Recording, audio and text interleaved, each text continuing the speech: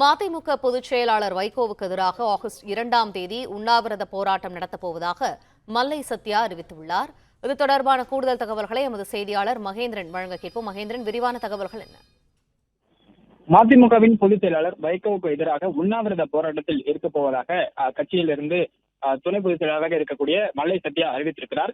வைகோவிற்கும் மல்லை சத்யாவுக்கும் இடையே கடுமையான மோதல் போக்கு நீடித்து வரக்கூடிய நிலையில் இதுவரை மல்லை சத்யா கட்சியிலிருந்து அதிகாரப்பூர்வமாக நீக்கப்படவில்லை. ஆனால் கட்சியில் இருக்கக்கூடிய கட்சி சார்பில் நடத்தப்படக்கூடிய நிகழ்ச்சிகள் உள்ளிட்ட எந்த ஒரு நிகழ்ச்சியிலும் மல்லை சத்யா பெயரும் இடம்பெறுவதில்லை. அவரும் அந்த நிகழ்ச்சிகளில் கலந்து கொள்வதில்லை.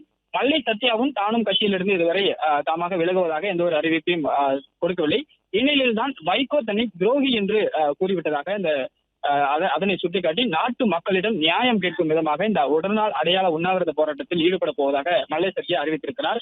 மறுமலர்ச்சி திராவிட முன்னேற்ற கழகத்தில் உட்கட்சி ஜனநாயகத்தை பாதுகாக்கவும் என்னுடைய 32 ஆண்டுகால பொது வாழ்க்கையை கேள்விக்குறியாக்கும் வகையில் துரோகி என்று சொல்லி சிறுமைப்படுத்தியதற்கு நாட்டு மக்களிடம் நீதி கேட்டு வருகிற ஆகஸ்ட் 2ஆம் தேதி காலை 10 மணி முதல் மாலை 5 மணி வரை சென்னை சிவானந்த சாலையில் இந்த அடையாள உண்ணாவிரத போராட்டத்தை நடத்தவிருப்பதாக மல்லை சத்யா அறிவித்திருக்கிறார். வைகோவுக்கும் மல்லை சத்யாவிற்கும் கடந்த கிட்டத்தட்ட 10-15 நாட்களாகவே இந்த மோதல் போக்கானது நீடித்து வருகிறது. மல்லை சத்யாவை துரோகி எனும் விதமாக அந்த வகையில் வைகோ பேசிவிட்டார் என்று தொடர்ந்து கருத்துக்கள் வெளியான நிலையில் மல்லை சத்யாவும் அதற்கு பதில் தரும் விதமாக பல்வேறு கருத்துக்களை கூறியிருந்தார்.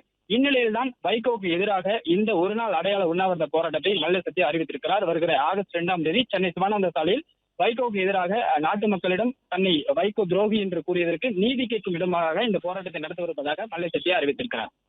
பிளே ஸ்டோர் மற்றும் ஆப் ஸ்டோரில் இருந்து பாலிமர் செயலியை QR கோடு மூலம் பதிவிறக்கம் செய்யுங்கள்.